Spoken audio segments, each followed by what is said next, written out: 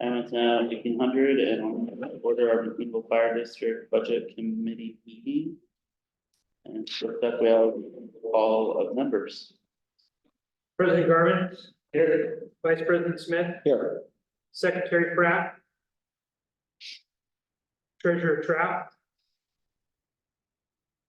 Director Sparrow. Member Leonard. Here. Member Redmond. Here. Member Scales. Here. Member Loving. Here. Member Budsey. Here. All right. Member Scales, please. I pledge allegiance to the flag of the United States of America and to the republic for which it stands, one nation, under God, indivisible, with liberty and justice for all. Thank you. That brings us to changes to the agenda. There are no changes to the agenda. All right, thank you, Chief. Brings us to election of a budget committee chair. This could be a time where anybody could nominate an individual to chair the budget committee, and I'd open nominations if anybody would like to make one. I'll nominate As the you. chair, you would run the, kind of run the rest of this agenda. I nominate Adam. All right, so we have a nomination by member Leonard for myself to be the budget committee chair. Anybody else have any nominations? All right, hearing none, I'll close nominations and call for a vote of President Garvin to be budget committee chair. All those in favor signify by saying aye. Aye. Aye. All right. Budget committee. Point of order. Oh, need a second. Sorry, little. Oh, tired this morning. Mr. Budsey, second. Seconded by member Budzick. We have a motion by member Leonard, second by member Budzick, and now we will call for a vote for that nomination. All those in favor of President Garvin being budget committee member, signify by saying aye. Aye. Aye. Any opposed, nay? Motion passes unanimously 7-0. Thank you for that one order, Michelle. And old business approval of minutes, we don't have any old.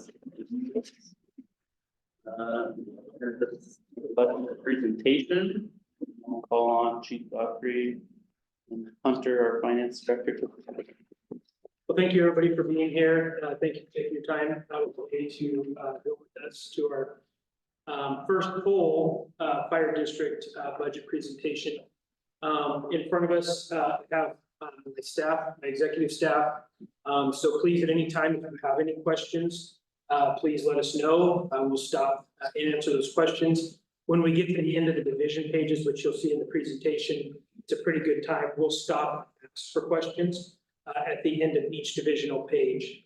So if you don't want to interrupt, it's not something that's needed right now. At the end of each page, we'll ask for questions. So from that, without further ado, slide. Just a little feedback. We go to the next slide. The fire district's mission, the mission of the fire district is to promote a safe environment, preserve life, protect property, and provide services for the public's benefit. As most of you know, we're not just a fire district. Our fire district encompasses both the rural area as well as the city of McMinnville. And our ambulance service area also covers the communities and fire districts of Lafayette, Dayton, Carlton, Yamhill, and Hammond. This is our budget committee member and our board. And I think you guys all know who they are. Without further ado, we'll start in on the budget message. As I stated, the fire district encompasses not just the fire districts, it's the rural area. As you know, in July, voters voted, actually last year, it started in July, the voters voted to merge the rural board, the rural fire protection district with the city fire department, creating the McMinnville Fire District as it is now. The fire district covers 98 square miles, which we'll get into here in just a little bit. And the ambulance service area, 450 square miles across 5 cities. This year's budget is proposed with the projected growth, a modest projected growth of about 4.75%. We'll get into that here in a minute, where we came up with those numbers. But that's what we based our taxes specifically on for growth. A couple of our obstacles for this budget. We bill over $12 million annually in ambulance service billing. And we collect about 3.4 million. We write off about $8 million in ambulance service revenue. The second challenge that we face are the urban renewal districts. Right now, the city of McMinnville only has one levy, and it's about it reduces the assessed value of our permanent rate by about $190,000, close to $110,000. So those are the two challenges that we have within the fire district. Our permanent tax rate is $2 per thousand, and we currently do not have any levies and or bonds other than just the $2 per thousand.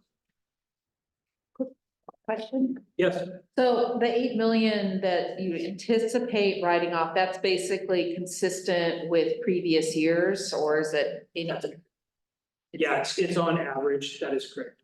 It's a little more than 8. It's actually closer to 8.5, but yes. This year, and again, we'll talk about it here when we get into the divisional pages, but this year is our growth year, right? It's our first year as the fire district.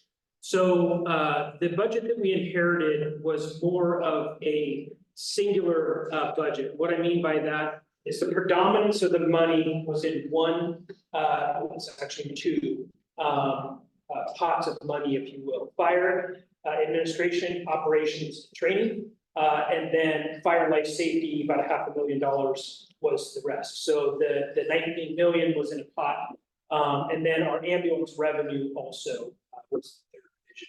So what I've done this year is I've broken out to divisional budgeting so that we can actually better depict the needs of each division, as well as the expenditures of each division as we move forward. That will help kind of know the areas where we may be overexpending and or areas maybe that we're over budget, if you will. Right now, it's very difficult to see that because it's kind of all in one general pot of money, if you will. Our current staffing is 1 battalion chief, 1 2-person fire engine, 4 ALS ambulances, and 1 peak activity ambulance that currently is Monday through Friday, 5 o'clock. In the upcoming fiscal year, my goal is to augment that 2-person engine staffing with a 3rd firefighter, as well as change one of our ambulances to a single role style ambulance, which will allow us to take those dual role firefighters and EMT paramedics and put them on the engine company while we staff the dual role ambulance with, the single role ambulance with paramedic roles. Notable in this year's budget for capital improvements, we have budgeted for 1 fire engine. Our current fire engine, actually all 3 of our fire engines are at end of life or beyond. Over 100,000 miles, electrical fires, high maintenance costs on an annual basis. So we were able to put money in the budget for an additional fire engine. We have received board approval to move forward with the purchase of 2 new ambulances. Those ambulances we will see one of them in July and one of them in late August. You'll see in the budget here in a little bit, a $400,000 carryover specific to the purchase of those ambulances. Those 2 ambulances will retire a couple of ambulances with over 200,000 miles on them. Also, one of which had an electrical fire about 2-3 weeks ago while responding to a call. Those vehicles and those apparatus, the maintenance on them are also starting to get very significant. So those costs, continue. We need to get control of those costs, not just the reliability, although that's very important, but also the cost that it takes to maintain those. And we also have one new staff vehicle for our deputy fire marshal. We are going to start replacing our staff vehicles at 10 years or greater and 100,000 miles. That vehicle is like 21 years old and well over 100,000. Sorry.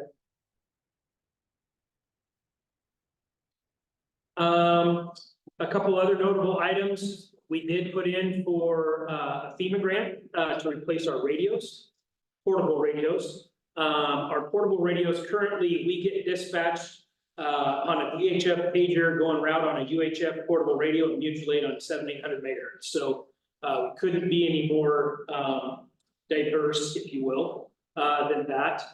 We did put in a FEMA grant, which you'll see in the budget here in a minute, to replace those portable radios with approximately a $40,000 matching. It's a not to exceed by the board of $50,000, but approximately $40,000 matching.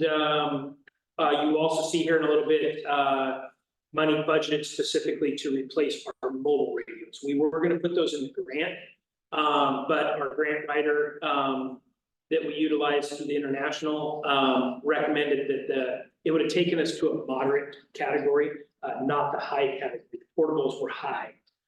We didn't want to jeopardize the potential to get that, so we budgeted in this budget for those mobiles to be replaced, and we put in the grant for the $307,000 for the portables. And last but not least, now that we've taken over as a fire district, we've added a finance manager as well as an administrative services director, and we're full. We've moved 4 people upstairs in cubicles, and everybody else is down here with cubicles. It's very difficult to have conversations. It's very difficult to have counseling. It's very difficult for 5 people to be on Zoom calls at the same time with an open air area. So the intent is to close off the cubicles in the office area, giving some privacy, number one, but also giving the ability to think while your partner is on Zoom.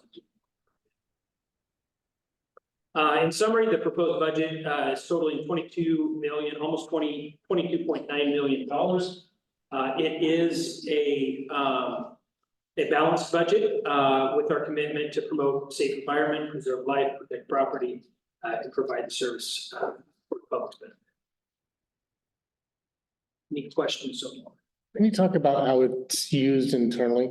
Is it only an internal document, or do you have lenders that look at it, at the budget? How's it used general throughout the year? Our budget? Right. Yeah, our budget is looked at by lenders. We'll get to that here in just a second, but yes, you'll see here in just a second a $4.5 million what we call gap loan. What's the official word?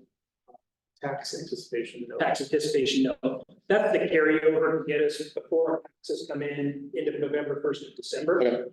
So we utilized we have chosen First Federal for this year, as well as the city had about $1 million. They have about $650,000 left on it, but about $1 million loan for a fire engine and ladder truck. Part of the IGA in our takeover was that we refinanced that into our name. So yes, we provided that information. We provided it on a very high level because this is not an approved budget. Right. So we gave most of last year's information moving forward. Yes. Okay. Not going to bore you with the details, but this is our organizational structure as we have it here in the district. Our current FTEs or full-time employees sit at 52. There is a proposal of 2 additional FTEs in this budget. We'll get into one of them is a fleet mechanic, and one of them is an office administrator. That would bring our FTEs approved in this budget to 54 if that was approved. But currently today, we sit at 52 FTEs. Could you tell me how many FTEs you have in each of the sort of columns Yeah, we'll go over that if you don't mind. when you get to the? Yeah, here in just a second, we lay it on. Population estimates, these are city estimates. These are not These do not include the districts, all districts, the Carltons and such, that information is not as accurate as the county. This is just city numbers. Annually, we run about 9,500 calls, almost 9,600 calls a year, as stated with 52 employees and a tax rate. As we talked about earlier, the fire district being 98 square miles, it's a very large geographic district, with a rural area, as well as the city. And then, of course, we are the green in the ambulance service area map at 450 square miles. Property tax estimate, this is the taxable assessed value. This is in the billions. It's a little bit of a confusing slide, I admit. But with no history for the fire district to go off of as far as our taxable assessed value, we utilized the city of McMinnville and McMinnville Rural Fire. We took 5-year average, and that comes to the $8.6 million. Again, those numbers above are in the billions, so it gets a little confusing because it looks like the billion. You're like, how did you get to 8?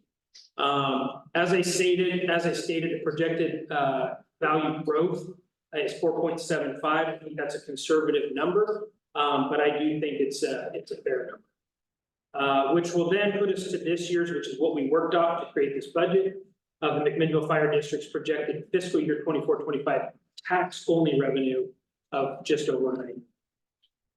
Yes, ma'am. You know what rate the city is using for their assumption in assessed value growth? I think that he used 3.95. I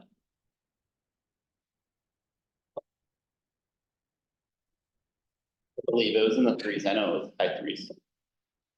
Can I ask a question as well? Yep. On this slide, about 4.75, Yes. anticipated, I guess your tax revenues for 23-20. You're projecting the 24-25 total, is that a 100% collection rate? It's not 100%, but it's very close. Thank you. In the high 90s? High 90s.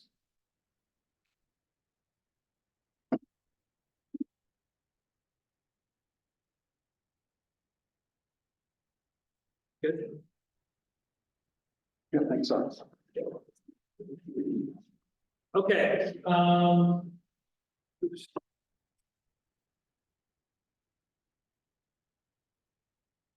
Okay, this next slide talks about where we get our monies that we have in the budget as proposed. Obviously, the property tax, I think, is pretty self-explanatory. The fund balance is our cash carryover, as well as the LoSAP, which we'll talk about that here in a second. That is the volunteer retirement program that we have. We'll talk about that more. Your other sources of revenue is the tax anticipation note that we just talked about, which we definitely will get into with 4.5 million to get us to December, short-term loan. The miscellaneous, the 0.9%, we have some air show income, we have some cellular tower income, interest income, and then we get occasional donations and such.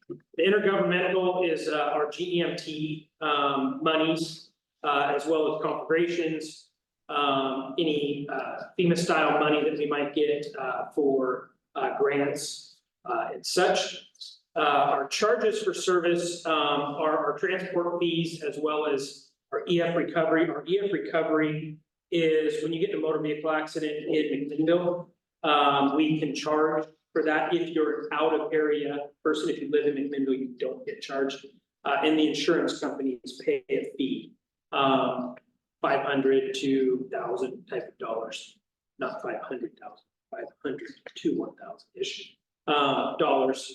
And then our license permits and fees are predominantly our fire med membership program, as well as like fireworks permits and things like that. We don't do as many permits now that we used to do because the city has taken those over. Question there. Can we get the PD to get the EF recovery fees? Is that possible? We can. Will you share? All right, now we're on to the meat and potatoes. So total resources, this is our cash or our monies coming in. As we talked about already, estimated cash carryover this year is 2.76 million. I think it'll be slightly more than that. But that's what we're trending right now, if everything stayed the same. The low SAP balance at 985,000, again, that's the volunteer retirement fund. I'm not gonna go through every one of these line items individually, but I do have some highlights. I'm sorry. Let's go back.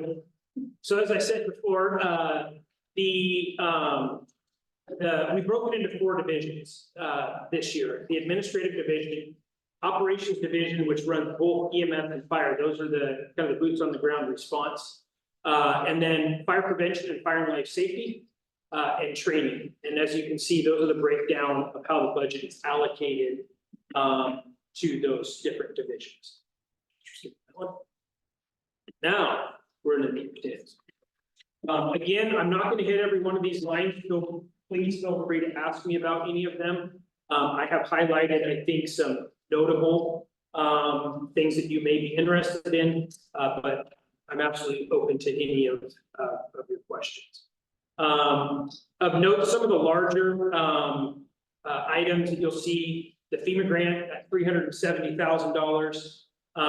That is for those portable radios that we discussed. And the other change in this one is the conflagration, capturing of the conflagration you see on the left-hand side. That was never really budgeted for because we just received it and it went back into the general fund because we were a fire department, so it went back into the city's general fund. Whereas now that we're a fire district, it will come back into our general fund. Therefore, we have to have allocation to be able to accept and expend that money. Conflagrations, for those of you that don't know, that's when the governor declares basically a state of emergency for a fire, usually to protect life, homes, and property. So those dollars are dollar for dollar reimbursements for the personnel costs, as well as we also get money back from vehicles in which we send out to. Question, Sir, conflagration, I'm looking like trending was 15K previous years past. which This is this is conflagration. I'm just looking at conflagration. 15K previous in 23-24. Am I assuming that the 200K going up is just that you're gonna have the staffing flexibility to send folks? it's more than tracking it. Right. We're actually physically tracking so we can show who that we're going out and that we're coming in. Before, they just had, because everything, operations, administration, training was all in one budget. As they went out, they paid out of that budget, and when it came back in, it didn't come to us, it was to the city. We're stating by statistical numbers, we see about 6 conflagrations a year. This is budgeted at 6 conflagrations a year for one person, 24 hours a day for 2 weeks. Okay, And the vehicle is exactly under the same auspice. got it. So it's just, we're trying to break it down so in years past, you're gonna see on the left-hand side, you're gonna see pretty close to the same numbers, whereas 2 problems that you'll see in this budget, 1, historically, they didn't budget for that. And 2, we made, like when we go to administration, which is the next one, you're gonna see nothing in the left-hand column because it was all, one pot of money. But we'll walk you through some of those. Yeah, Jen. Can you tell, oh, go ahead. Oh, go ahead, Steve. I was gonna ask, can you tell me a little bit more about coordinated care? High budget last year, not much, but similar budget this year. So if you look actually to the left, the far left, you'll see approximately the same numbers, the 156, 051, and the 750. The 410, correct me if I'm wrong, that's what we've received to date. So the coordinated care and the GEMT money, that is, its purpose is the reimbursements, that $8 million I talked to you about writing off. That is the government's attempt to reimburse us for some of those write-offs, if you will. It is a very challenge managed program. There's not a lot of understanding, there's not a lot of projection. So I left it as it is for this year. We do think we'll receive that this year, but as a new fire district, they still haven't even created us as a fire district. They're working on it, we're close. So, I believe that this is going to be closer to $1 million this year. But it is funding that can come and go at any time. So we can't use it for staffing because we have no idea if they're gonna give it to us, it's gonna go higher, it's gonna go lower. As other ambulance agencies are coming into that pot of money, it's a set pot of money. It does not go up. There's just more people in that pot, so the money goes down individually. City of Salem fires, like putting on 14 ambulances, that will significantly decrease the amount of pot that's in it for everybody, 12 values, Clackamas, things like that. So it is their attempt to help offset that Medicare and Medicaid. Right. Okay. So the conflagration budget line item, I understand that this is what you think is more likely to come back based on the typical in the past. If for some reason, bigger, more people, longer, are we at risk if the budget item is, can we accept more money than in the budget if unfortunate events happen and that's sort of what? We can accept more money. Two things on the outgoing side though, right? You run into a potential of not having the money to go out. That's what contingency would be for. We go to the board and ask for contingency. And second, and if there wasn't the money, I have all configurations go through me to say yes. My staff receives the call, we ready to staff it, they call me and then say, hey, chief, we're ready to rock and roll, we got this, we're going here, are we good? And Right, the right, fiscal side, I will get to. right, because you obviously have to make sure you can support the home district as well, but, so there's no risk of if we have the resources and there was the need that we could take more money if it's owed. That's correct. And not only that, but if you look to the left, I mean, that's what they had budgeted, but you know that if they went on a configuration, they got significantly more. Right, because that's not gonna last much. Any other questions? Yes, Walter. And so I just want to make sure I understand the three columns. So last year's budget is the first column. Second column is it a projection to the end of the year or is it through? Projecting the end of the year. Okay, and it's July to June? So Yes, July 1st to June. Okay. Can you talk about the transport fees and why they're only 2.6? Instead of 3.6? Yes, so the main reason for that is, as a new fire district, we took over in January. There's still money going to the city and they're still holding on to our money because we're becoming the new fire district, you know, putting in all of our social security numbers and all that kind of stuff. So we will see a very large, and actually we're already starting to see it right now. We're at towards the end of the, and we're starting to get that money, larger chunks a month, at 1.4 million this last, which is higher than normal, for example. So once we hit July, maybe August timeframe, those transitions will take place. We will really be the McMinnville Fire District, if you will. And then we'll get those monthly, the normal monthly averaged, you know, ambulance. Okay. So- And sorry. So, and if it's not the appropriate time to talk about it, we can talk about it later, but that was another one of my questions, being that we're on a cash basis here, if there's receivables, quote unquote, that are outstanding like this from the city, if those need to be incorporated in any way. Cause they'll be cash in next fiscal year. Yes, that is correct.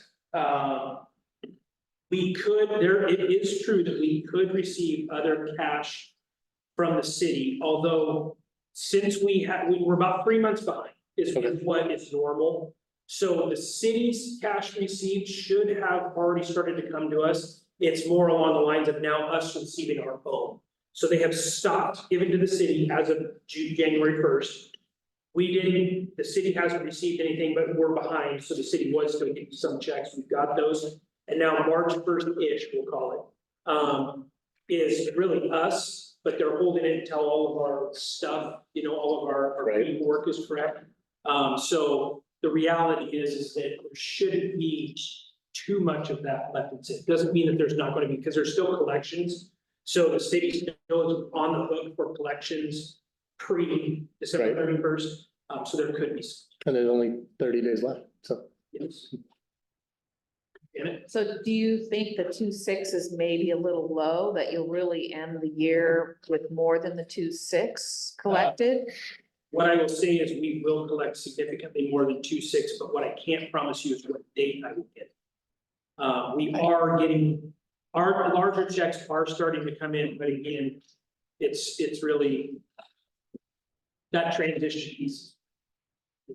So it could push the 3.6 number, what we budgeted could be higher for this 1 year because of this kind of transition. Can I ask a question about, I know the city's strong with collections of ambulance, right? I don't know what was the company that was turned over, there just wasn't a lot, I don't think. Follow through, it seemed that was the reason kind of recorded. What do you anticipate being robust with the collections and people are non-paying, that sort of stuff? Can you talk a little about that? So we will be seeking collections. We are currently out, I don't know if we want to call it out for bid, but we currently are reviewing 3 different companies. Okay. Collections companies, so we are checking their rates, their success, their percentages. All right, thanks. Welcome, Ray. Thanks. Okay. Next slide. A few other notable things on this slide. The $70,000 interest income that you see on line 39, that is secondary to the interest collected from the yes, the 4.5 million. So the 4.5 million, we will be paying interest on that 4.5 million, but we'll invest that into our LGIP account where we should get about 70,000 offset. The majority, not all, the majority of our interest for that anticipation. Question on the 4.5 million. Yeah. Do you have a cash flow analysis or something you could share with us? That's sort of how you came up with the 4.5 million that you think you'll need? Yeah. I mean, we expect to end the year with a good amount of cash that should carry us partway till the new taxes come. I mean, there's obviously all the ins and outs and Yeah, things. we expend a little over $600,000 monthly on to get us through. Last year we needed, it was 4.1 was the city's. We did the same thing from last year, but the city basically loaned us the money instead of a bank, if you will.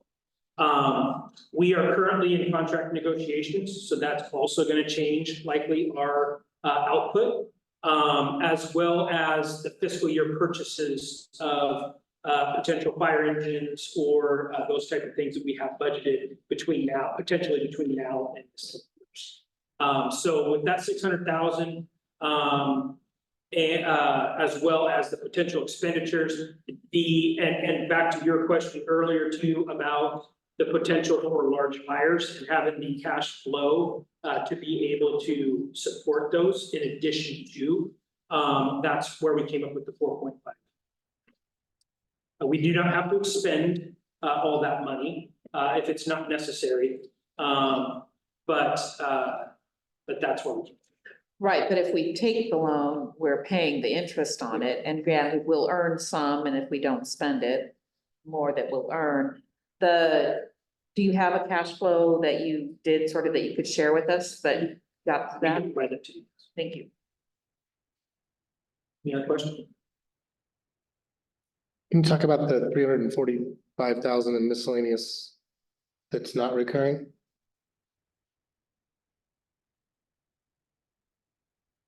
Oh, yeah. Yeah, that was the lead payout from the city. When we came from the city to the district, the city, that was their lead payout. So we won't have that because now we're our own district. Okay. One time. One-time cash. Can I ask a question? No, yours are done. Next. I get, for the projected in your column, there's like $1 million sitting there that's not identified. Yes, I love that. it is identified up there. It's a secret.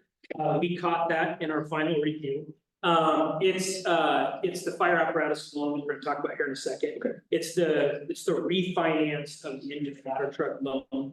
And we're extending that to 10 years. And that's what's helping us buy the 2 additional.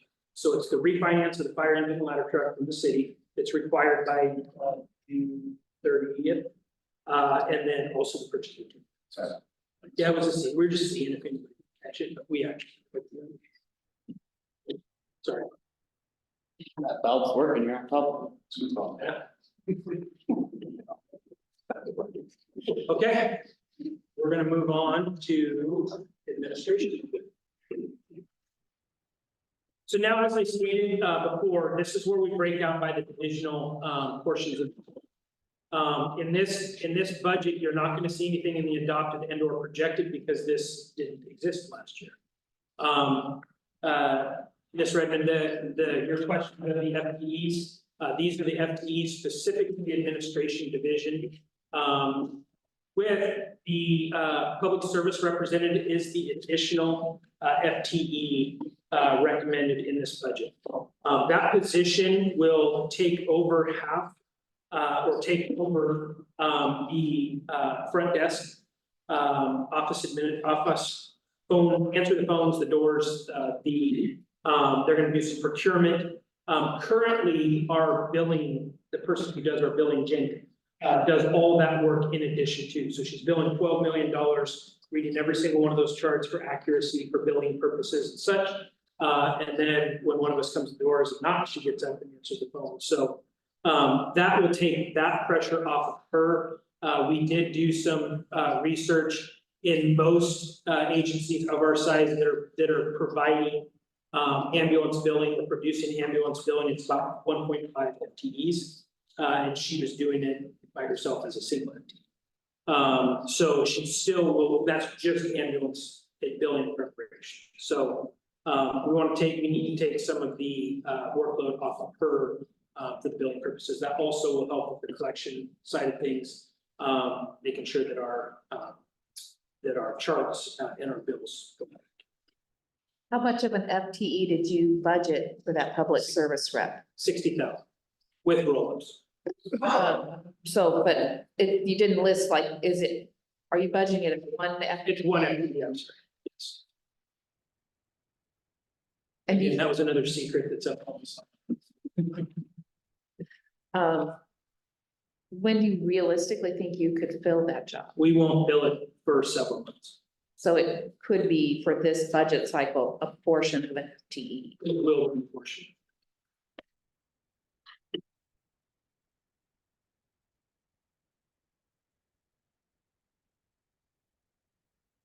Ask a question about benefits.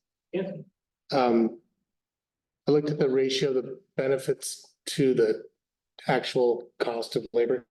The benefits load here in the admin group is the same as all the other groups. Are they union as well? It averages about 40%. The roll-ups average about 40%. They are not union. However, the majority, if not actually all of their benefits are the same benefits that the represented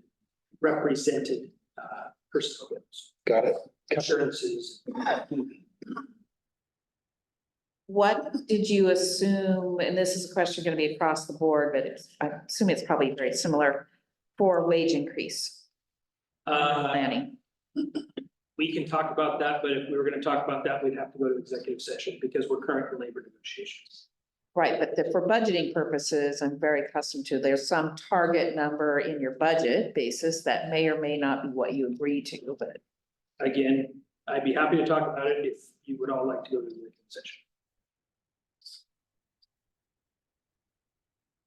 I think I would at some point, but maybe go through all of this because labor is such a big component. I really want to understand, because when I was looking at the percentage labor from last year to this year, I missed something, I think, but I had like almost a 40% increase, not including the benefits, just looking at overtime and labor. Yeah. We can do that. Any other questions? Okay. A couple other call outs on this item, under professional services, you see 300,000. A lot of that is our rebranding. Our vehicles still say McMinnville Fire Department. Fire stations still say McMinnville Fire Department. That is also our chaplaincy contract, the physicals for our staff. That is that. Our IT services this year, we are switching. We do average about 200,000 a year from the city right now. We have subcontracted that to an outside consultant, EC3. That 200,000 this year is to do our transition between that, and that will go down fairly significant, probably by about 50% next year. But we have to get that transition all completed, fiber over to Wycombe for dispatch center, those type of things.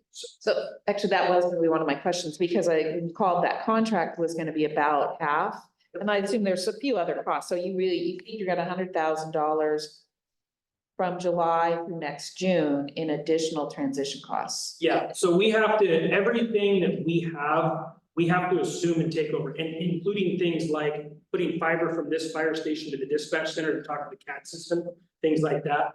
Not just computers, those types of things. So yes, I do think that we will switches, phone switches, fiber from the street, across the street into our, we have to have our own internet. We currently run off the city's internet.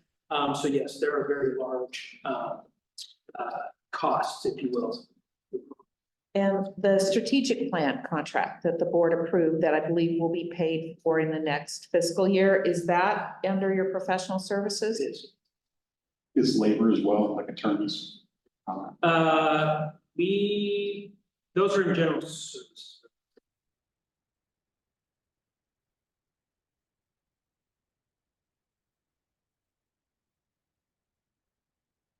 Between general services and professional services, yes. Okay.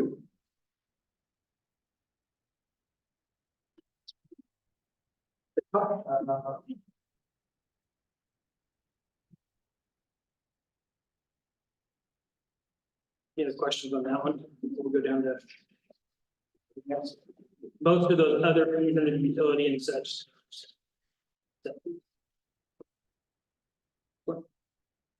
The professional development, training and conferences, those are for the staff, the administrative personnel. Those are things, and also board memberships to things like OFDDA, Chamber of Commerce, OFCA, the Fire Chiefs Association. We are also, Donna will be becoming a notary, so we'll be adding.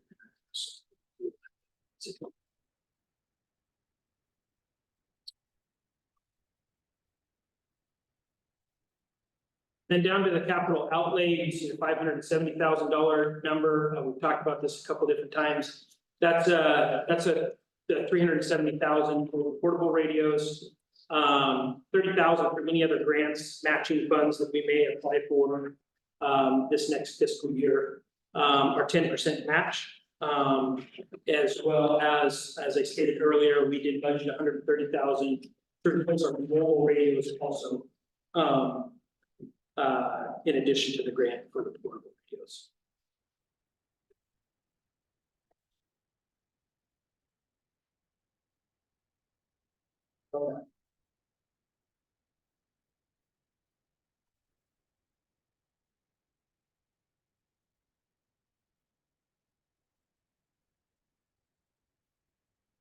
The 249 for the buildings. Talk about that a little bit. Yeah. And the 249, I hate to even call it out, but this stuff right here will all go away. We'll be switching to a wireless system. This system is antiquated, and it's very like, if you walked over here, we'd ask you to stay away because it goes away real quick. The drill tower, or excuse me, the bell tower above, we have a roof leak above the tower, it's fixing that. If you go out to the front apron where the engine's constantly coming in and out, we have very severe concrete damage out front that needs to be repaired. Some of the station signs, McMinnville Fire District will also go into that. And then we talked about earlier the $100,000 for the remodel of the space. Garage door maintenance. And annual cost for our station, security, our cameras, keyless entry. Thank you. one last thing, this one, at least for me, I noted that you don't forecast any overtime for the administrative staff. So, I mean, I can see that for most of them, it's realistic, but is no overtime really, or think it's gonna be the case? It's very limited in almost all of our cases, and the majority of these individuals are exempt employees.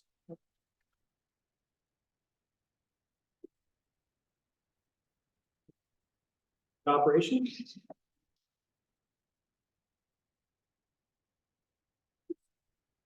All right. Fire operations, again, sure you'll have questions, but bear with me. There's, the operations is split into both fire and EMS, so we split those at a 90-10 split. So 90% on the EMS side, 10% on the fire side. So when you read those FTEs, you see a 0.3 FTE, you see a 3.1 FTE, that is a 10th of the employees. So when we go to the next division, the EMS side of things, you're gonna see that. So just understand that that's not your total dollar amount, you'll see it here. This does include our battalion chiefs, our captains, engineers, our dual role firefighter, paramedics, as well as our assistant chief of operations that manages that division.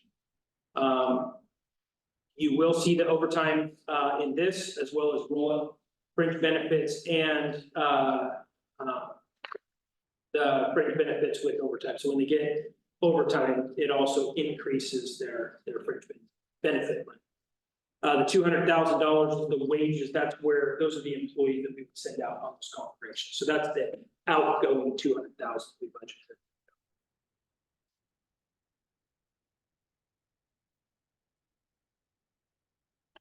So the prior year salary wages regular for, it is quite some variance between these numbers, but if I go over to EMS division, it balances out. It's because of the movement.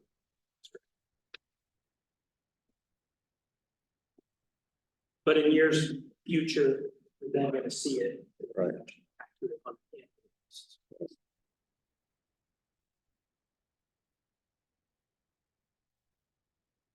Couple of notes.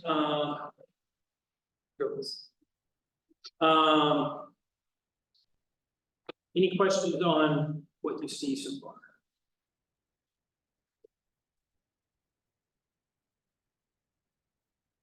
Moving on, next slide. Couple things I will call out on this one. Specifically line 46, your protective clothing.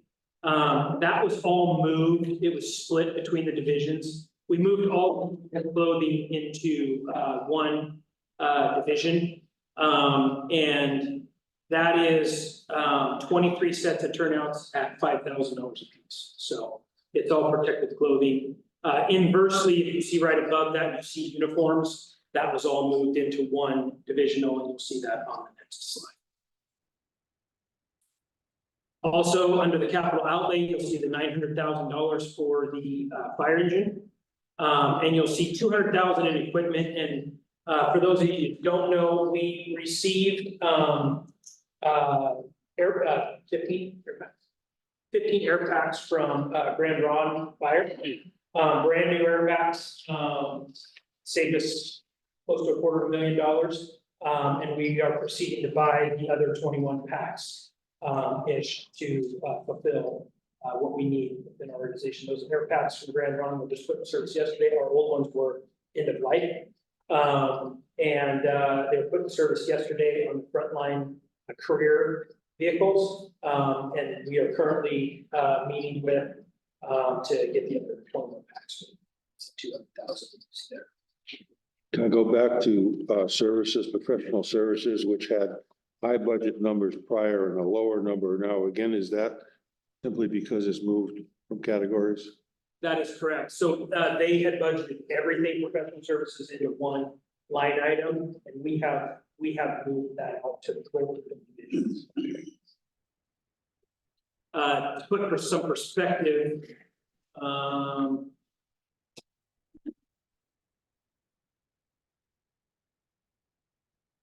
put it in perspective, that's our psychological, 50% of our psych exams for our first responders.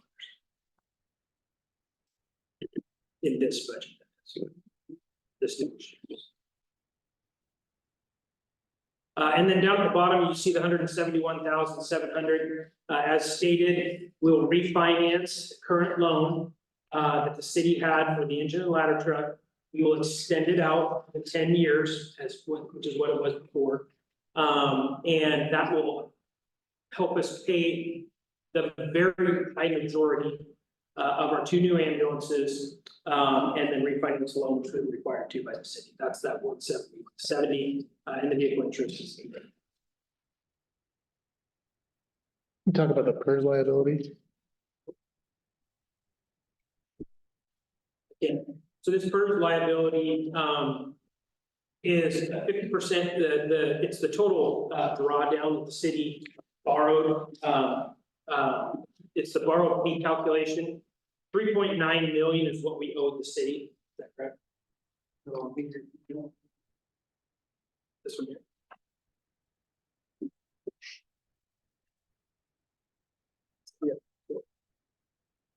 So every so often the state allows cities to buy down their PERS liability rate through a one-time expenditure.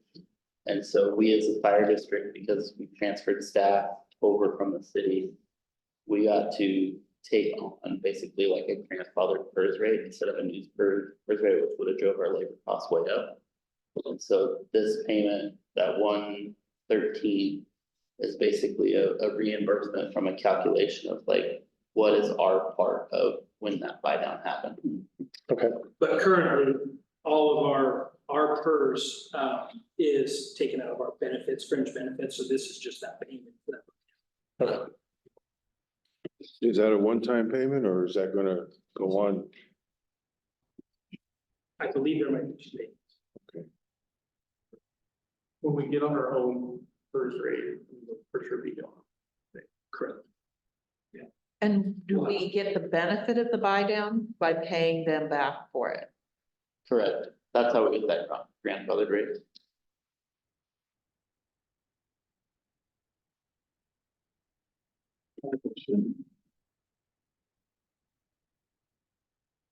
Okay, moving on to EMS.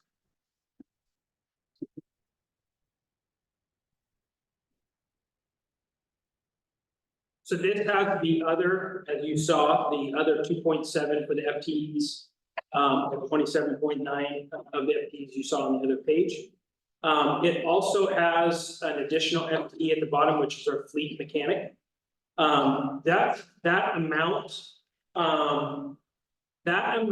along with our vehicle repair and maintenance, in this budget, this division, excuse me, and in the fire division, are really all the same. What we did was we called it out so that we could look at hiring the full-time. Right now, we contract that service.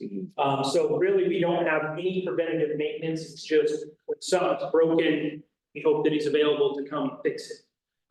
So the monies are really one and the same, if you will, but we remove that contract services, if you will, so potentially hire our own FTE so that we can have him do not only our preventative maintenance, but also any repairs that are necessary, within the district.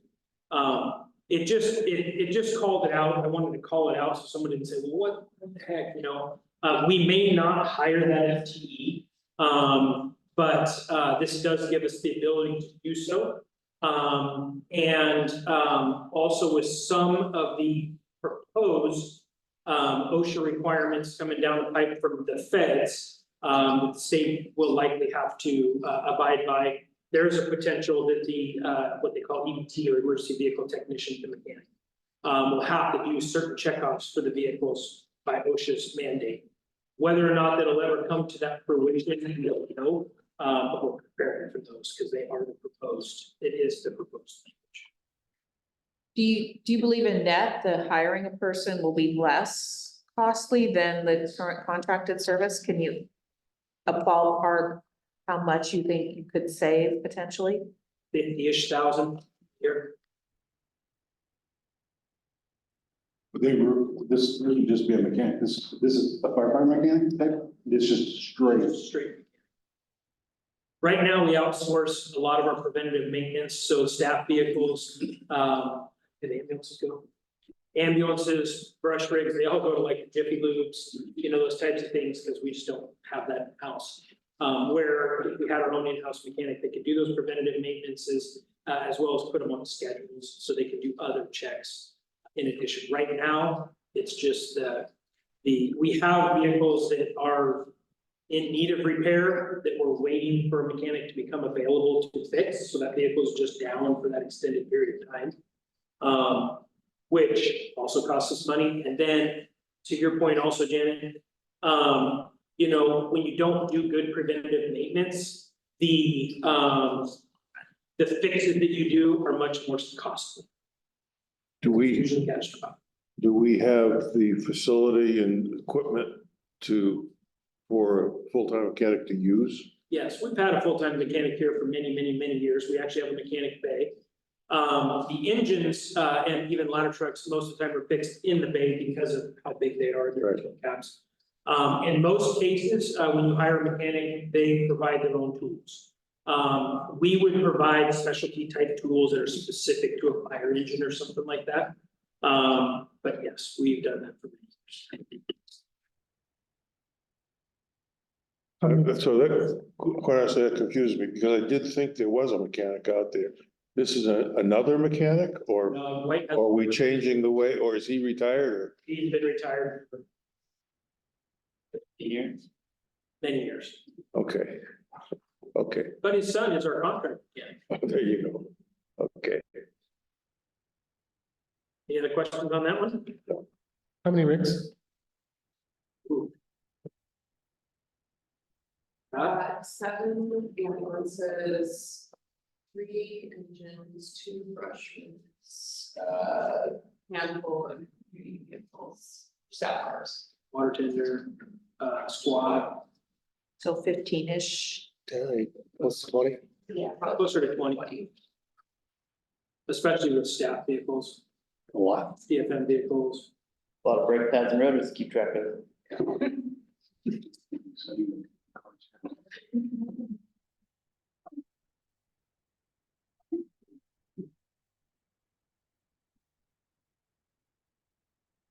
All right, moving on, the one to call out here is the $400,000 in vehicles. That's the board approval for the 2 ambulances in July and August. Is the 110, on vehicles, excuse me. Yep. RNN. That would be for like rotors, that's actually the stuff that you would use to fix, correct? Like, That's accurate. got it. And radio, did I miss where RNN is for, your radio system? Yeah, it was in the previous, I'm sorry. and that was for just your regular standard. So we have 2 things. One, we have contracts, which those are captured under the contracts. And then we have the miscellaneous $5,000 for.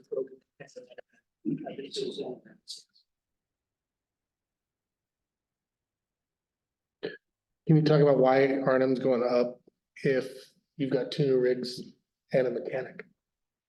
Yeah, because the other 17 vehicles are not.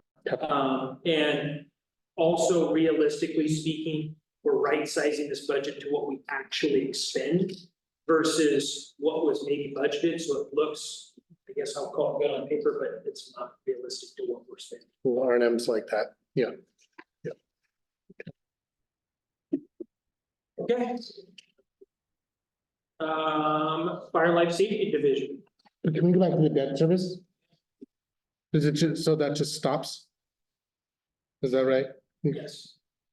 The, yeah, the districts, they're talking about the district startup. Is that what? Yes. Yeah, that was the loan from the city to us, Okay, and that has been paid back. okay. I know that your radio repairs and maintenance are nothing, mean, I know we're proposing to give new radios, but it seems like there's still gonna be some maintenance, or is that moved to a? Yeah, not the cheap scales, are just asking, it's in the previous budget, you go back, there's like a $5,000 line item, I think. Under fire division, because I thought their radio repairs and maintenance is also zero. Under administration, It's all moved into admin, okay, 60,000. so that one's just not gonna be allocated out in the future then. Yeah, because the radios are not per se specific to one area, so we're just trying to capture what we're truly paying. But there's also, maintenance contracts that we have in addition to, where they do mount PM the radios, fix the radios and things like that in the contract. So it would cover.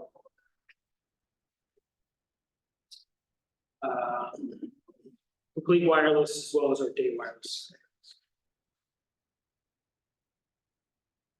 Good.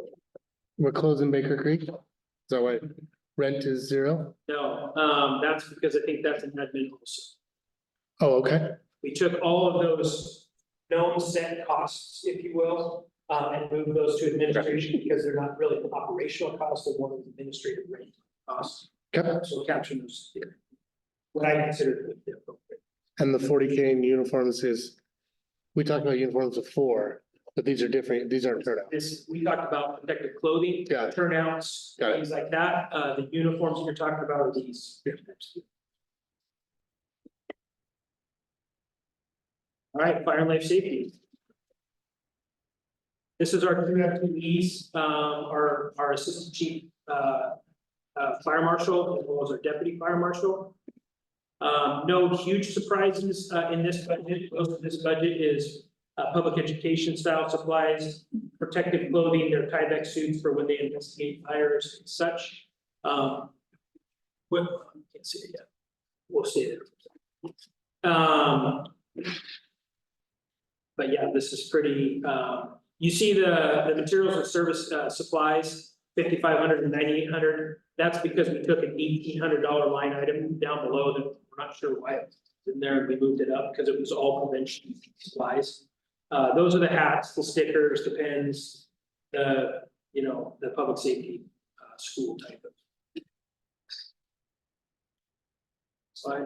Can you speak to the professional services and the fringe benefits line item of that budget? Yes, the fringe benefits are all of your roll-ups, so those are your PERS, those are your insurances, and those types of things. That's the roll-up cost on there, about 40%. And the fringe benefit overtime, one of the employees, the deputy fire marshal, is overtime eligible. So when he goes out after hours into investigate a fire or those type of things, there's a cost to that, obviously in overtime, but there's also an increase in the fringe benefits. PERS, for example. So, but for this case, the fringe benefits are 61% of the wages. Not looking at the overtime, which is 50%, but that 147,100 versus the 239,500, much higher percentage than in your other areas. We can check. We can check on that for you.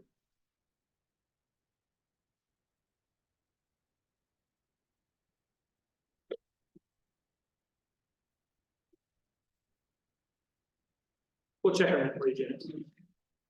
Actually, well, EMS is 64%.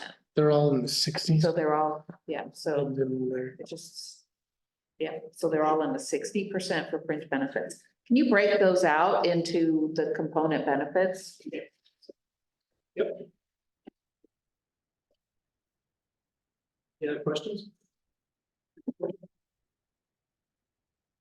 Next slide. Oh, sorry. Judy. Are we going to 2 FTE from 1? I'm just curious why the jump from 126 on the left to 239 on the right. They, I'm gonna guess that the deputy fire marshal was in that other pot. Oh, so it's half, 1.5. Yeah. Something like So we moved it now to where the fire marshal and the deputy fire marshal are called. that. Okay.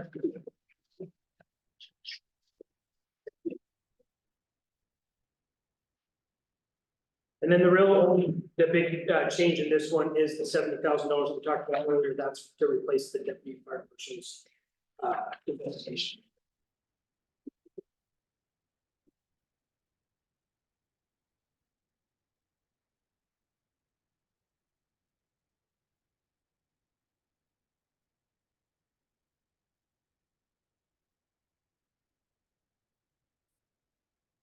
All right, moving on to, any questions? Moving on to training, that position is our FTE for the training division, which are assistant training. The salary, wages and overtime, that looks big, have an answer for that. That is the, as we get down to the bottom, that is the overtime, contractually, well, two things. One, we obviously pay for the required training, the paramedic certification, MT certifications, things like that.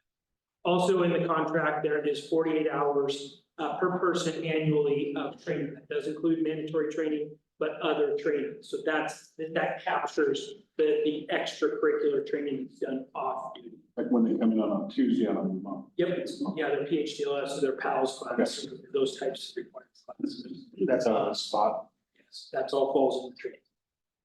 So I want to make sure I understand. So it's training for employees that aren't included in this group. That's, well, yeah, we're all part of it, but yes, it is not for just Scott. It's not just Scott's training. It is the 39 line individual. Got it. Okay. So then the overtime in those other operations budgets is only for overtime related to responding to, Minimum staff. And other, I mean, it can be used for anything, please don't get me wrong. but it's not training. Not training, training is captured.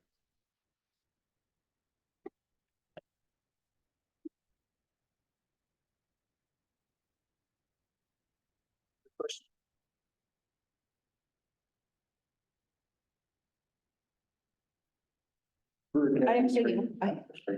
Yeah. Go ahead. Career Academy training, that is the monies to take an individual or individuals off the line. But we have an academy coming in, of, recruits, of new recruit career. Okay. We'll take one or two, line personnel off the line to teach that academy, so we have consistency. So question on, so if someone comes in, they're on their regular schedule doing training, is that time charged here, or would that just sit in their normal base budget area? If they were on duty today, there is no cost to that, that's just. So you're not allocating any of that here. This is purely only when there's an incremental cost to pay the employee. Duty coming in, off duty time, they get paid time and a Right, half. right. They're incremental pay for this, for training.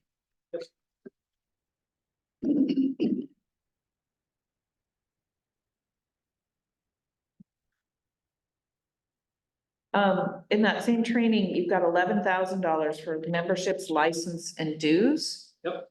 But it's one person in that category, so is there, it seemed proportionally to per person, a much higher number. Yeah, so it's not just that, it's memberships, license and dues for Vector Solutions, which is our training platform. So all, you guys probably do electronic training or have seen electronic training, that's the training that we utilize. Our SDS, or many of you know it as MSDS, program that we use to track all of our chemicals and things like that within the fire department. And then the 40,000 in training fees, I don't know if you asked about that, but I might as well tell you, is things like our the instructors and or fees to put on a class. So ACLS class, cards, Dr. Heiser, who's our physician advisor, is out of there. We have SCBA technicians, so people who fix our air packs for minor things. Those things are paid up. And then the 22,000 chief scale, that's about that. That's the career academy taking someone off the line.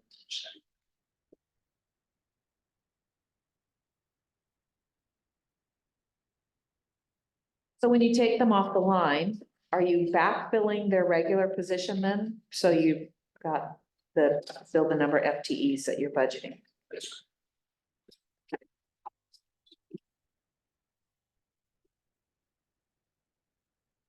Next slide is we talked about this tax anticipation note. That's $4.5 million with the interest that will get us from July 1st to the approximately December 1st timeframe. or, receive part of it. Interest on that's super low. 2%.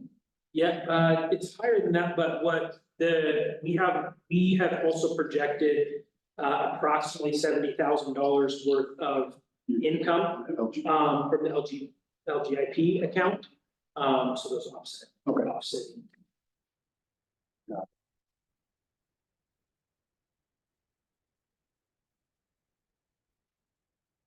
And Oh, Janet? Yeah, so just a general question then. What's your vacancy rate typically? Because this budget assumes every position is filled for the full year. And I know that you've been constantly staffing, there's always vacancies, so. Have you factored into this any sort of vacancy rate? Like, well, we know we're generally always gonna have one open position or two. that's a great question. Right now, we have fairly, I would say, what are we, about 25%? Probably. By position. So, right now we are down several positions, but basically on purpose, if you will. We are doing that transition, to taking those firefighters off the ambulances, putting them on the engine, as well as a single role, transition to a single role ambulance. We've got a union today, it's a contractual thing, so we're working through that. My anticipation and my goal is to always keep us at full staff. That's everybody's great goal, please don't get me wrong. But I believe after we make these transitions, we will make very good strides to keep these positions fully staffed. When you don't have them fully staffed, it's not only just an overtime issue, it's also a burnout issue. When they run 24s and 48s and 72-hour shifts, that takes a toll on the line staff. So it is in our best interest as much as possible, as often as possible, to keep those goals. And that makes sense. I mean, it's definitely a good goal. It just, is it realistic to plan that there are no vacancies ever? There's no turnover. The problem is if I didn't budget for it, I planned for vacancies, I couldn't hire for those vacancies. So then I couldn't get to that full of staffing, even if I could. And that also will hamstring me for the future of adding resources, like we talked about during the transition. Our goal is to add additional fire resources for better response to the rural areas, if you will. Fire stations as well as additional fire apparatus, which is people. And so the lower staff you are, more you have to staff. It doesn't allow us that flexibility to do those types of transition. I don't get the weeds here, but I know you got a healthy unbroken fund balance, looks like. Where, I don't get in the weeds here, but it's operation, like, are you thinking about now being able to add any firefighters? Or you have that flexibility within the budget there to like, kind of like project or when you can fill, add positions? And I say that, you know, in the historically, I've been at city council, I know where this district wants to go and see themselves growth like, so. Yes, it is my goal, as I stated in the opening message, it is my goal to add a third firefighter. We're currently in contract negotiations. And so, does that give me the ability and the authority? Yes. I can speak more of it in the executive session, but it will give us the ability to add resources. Okay. Are the overtime projections included here consistent with the lack of headcount that you've had in the past, or did we reduce overtime hours, projected overtime hours, given that you projected to be fully staffed? Yeah, another good question. What I would tell you is it is more indicative. I'm gonna back up. So, that wasn't tracked historically. So our goal is to track it now. I will tell you that this is more indicative to what we have historically spent, or at least what we believe we will historically have historically spent. I do believe, to your point, that when we get to that full staffing and we more track what the overtime is used for, if you will, why it's being utilized, I do believe that number will go down. Because there's a chance to beat the budget there. There is, I would very much hope a good chance. But this is what we believe historically as best as we can. You know, we have a difficult time because we've had 150 years of city budgeting. And then we had this year's budget that was put together by the city, that was run by the city for 6 months that we assumed in January. So I'm not gonna sit here and lie to you and say that, you know, some of these are not best guesses and best, but we really have to get that, you know, this year so that we can much better project in future years and be, I think, much more accurate, if you will. But I think that's a valid point and I think a valid area in which we could say. Do you, for your 23-24 spending, so from January forward, it's now been under the fire district, not the city management per se. Will you have the full year kind of in actual costs at the end of the year, or is it only gonna be the 6 months? The full year. Full year, so that next year we'd be looking at one recorded year with a bunch of transition costs, and then at least most of a year, you know, in this structure. The answer to your question is yes, we will have a full year.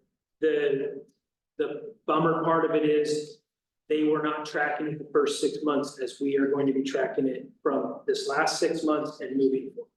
So yes, But that money number will be there.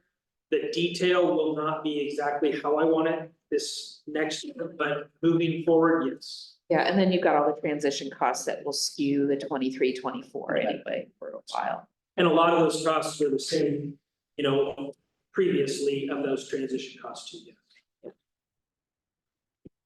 So moving down a couple lines, I was struck by the contingency number. Yes. Is that intended to account for some of this best guess budgeting that you're talking about? Again, it will, it's best practice between 5 and 10% contingency of your budget. And you're in there. We're at $23 million, which would be 2.3 million to be at 10%. Obviously, that's not at 10%. Our goal, moving forward, I say our goal moving forward is to have that number so we don't have to take that gap loan out between July and August. If we appropriate and expend all of that money on an annual basis, we will never get there. So is $1.7 million a good cash carryover, especially for our first year? I'm proud of it, but it's not where it needs to be.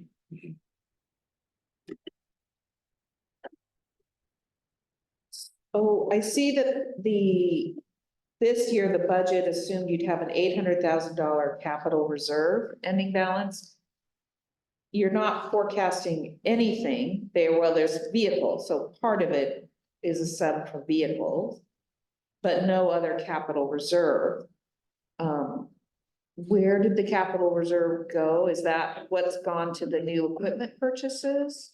So part of that 800,000 is part of, that's just where the city put it as the rural, part of the rural board's transfer. It wasn't all of it, but part of the rural board's transfer. We've moved that into the engine purchase, that part of it. And the capital reserve, it is correct, there is a capital reserve, but you will see the capital expenditures that we have added for capital improvements. But there is not a capital reserve. The vehicle reserve comes from the sale of some apparatus as well as some surplus items. That also will entail when we go on those conflagrations, the vehicles in which they go in, whether it be a fire engine, manned vehicle, or such, is paid at $50 an hour, 24 hours a day, 7 days a week at home. That will then go into a vehicle reserve fund to replace, Mr. Leonard, I think you and I talked about like a type 3 rural type of engine that will replace the old engine 16 that the rural board had purchased. So it's a little bit more nimble, and can get into the rural areas, like our type 6s, our brush mix. So should we be planning something in a capital reserve to sort of build for the future? Yeah, I think that we have two things. One, we have put a significant amount greater this year in the capital improvements. We have also applied for a $2.5 million seismic grant for the stations. Again, to answer your question, I would say yes. In the future, I would absolutely love. But right now, my goal is two things. Number one, bring our personal protective equipment up to today's standard. That's your SCBA, that's your radios, that's your turnouts, the things that the firefighters need to protect themselves, you, and property. That's my first thing, as well as the vehicles for them to do their jobs. That's the fire engines, the ambulances, and the maintenance. Those two are top priorities. My second top priority, which none of them are labeled as 1 or 2, but the thing that I'm trying to accomplish is adding personnel to our engine company to make it an actual combat ready engine company, in which a 2-person engine company is now. So if I had $42.89 million, yes, unfortunately, they did not leave me with that. But we will work towards that. And yes, Mr. Redmond, I do agree with you that that is something we need to start working on. The reality is, when you talk about capital improvements and capital reserves, a fire station averages $7 million. That does not include land, that does not include prep. That's the average cost of a fire station. So you're gonna save for a long time to get the 3 stations that we have marked, if you will, for our future growth. The other reason that I'm hesitant, and I just want to make sure that firefighters today have the things that they need to do their job safely and effectively, and with the right amount of people. We hired AP Triton for a reason, and that is so that they can come in and statistically and strategically tell us what we have, what we need, and not only that, but how are we going to pay for it in the future. So I don't want to get too far ahead of that and start making $1 million decisions before they come back and say, hey, this is really what we should have been doing, but we since expended this money. So it's a juggling act, point taken. But yes, in the future, I hope.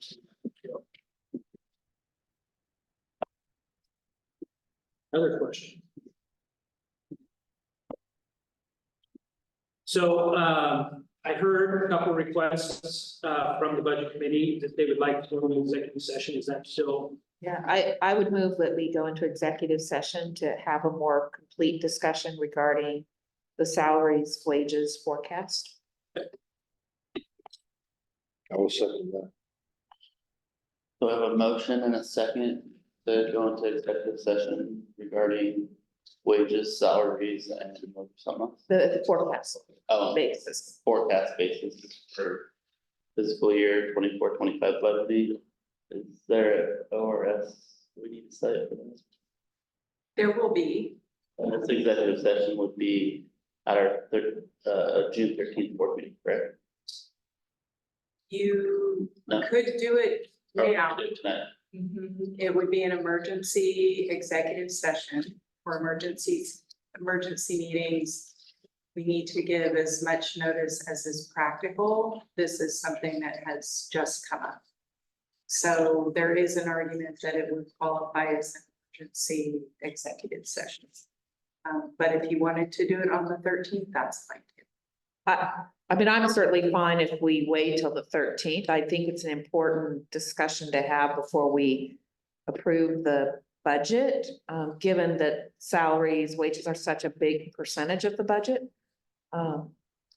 Is for staff, given the 60% question versus 40% question for the fringe benefits and the desire for executive session, would you be more prepared to have that conversation in executive session on 13th than tonight?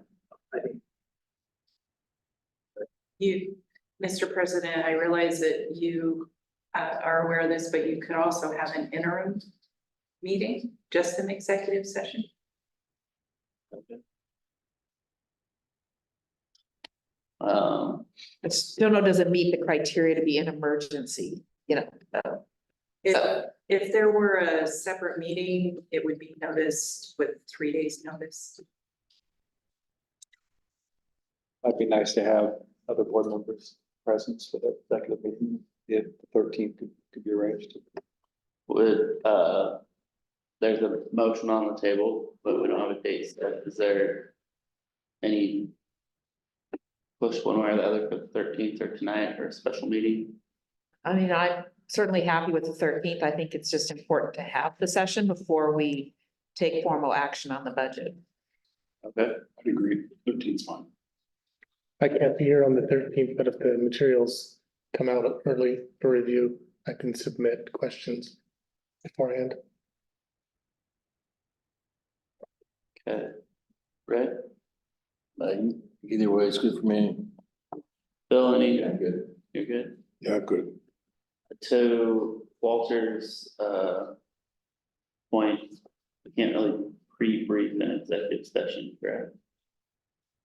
Like, you weren't gonna be here on the 13th, but you wanted to kind of know what was gonna be talked about on the 13th. If there's an analysis that's already been made that includes obviously some proprietary information, sensitive information, I understand. Or maybe, I don't know, like some other workaround, I could come in and talk in a different session or something, I'm not sure. What else would need to be done? There are not typically materials prepared to give out in Right. executive session.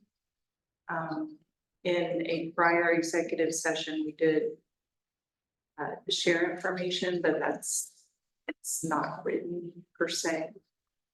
It would, of course, be permissible for you as an individual to meet with the president, certainly the chief. All right, so, Jana, would you like to amend your motion? Yeah, I'll amend my motion to request that we schedule an executive session for June 13th, time to be determined. I don't know if it's before or after the regular board meeting. I think we will have a budget meeting to kick off, so we'll have executive session, then budget meeting, and then board meeting, so we can actually vote on the budget. That's kind of how I see it working out, is that correct?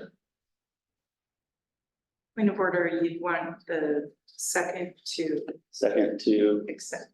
Oh, yeah, I agree. Second amendment. Second that. all those in favor of an executive session to start our June 13th meeting, say aye. Aye. Aye. Any opposed? Motion passes 7-0 or 8-0, Ray is here. All right, so we have further committee discussion. Is there other things you guys would like to chat about? Additional questions of staff? Have you here of their divisions, if there's any? I do have one, it's not necessarily relevant to this year's budget, but potentially future. I know the city of McMinnville has had some preliminary discussions about creating another urban renewal district. Kind of last, like considered by some an urban growth district. Have we done any analysis with that kind of what they forecast? I mean, I think bigger area, potentially one with a lot more growth in it based on the kinds of plans they've discussed and the impact on the fire district budget in the future years. Or, I mean, I haven't seen anything coming up on it lately, but I mean, it could have, I think, a pretty significant impact on the future fire district budgets. We've met with the city on more than one occasion. We've met internally on more than one occasion. We're tracking it. There isn't any information to glean. It technically speaking isn't even a Yeah, it's not an official proposal yet, but it's So- just discussion. but we are tracking it intently, and we are having discussions internally of what that could mean, as well as I meet with Mr. Tower on a monthly basis, and that's what the discussion. Yeah, that's one that when I did some very rough back of the envelope, particularly considering the types of growth the city, some of the early things were suggesting for that area.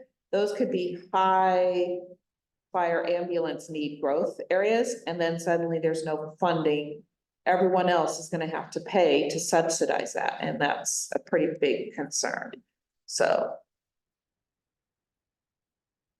Yeah, right now it's just been an idea that's been spoke at 2 council meetings, but it's not even study or development stages. right. At least a couple fiscal years out. Any other discussion for staff to bring back in the budget for the 13th? I think that cash flow analysis would be interesting to me.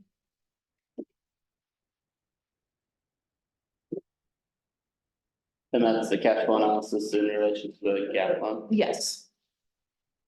Basically, you want to understand what our burn rate is. Yeah, I just want to kind of see why that amount and what we're assuming for some of the other, because it's another one where we can over time get ourselves in a situation where we don't have to do that. That's $100,000 that we can use instead of paying interest to someone else, use to help fund actual needs of the district. So I kind of want to understand just how what it looked like to get to that amount.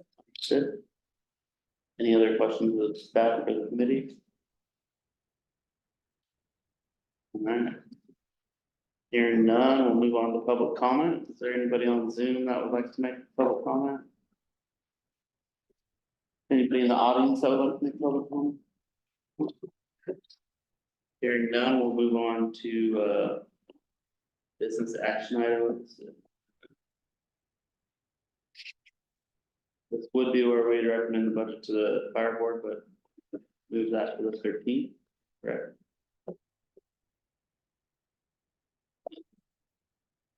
So that takes us to informational items. Our next meeting will be Thursday, June 13th at 6 p.m. to 1800 hours. And with that, thank you for attending. Thank you for your comments. And we'll see you Thursday. Budget meeting adjourned at 7:32 p.m.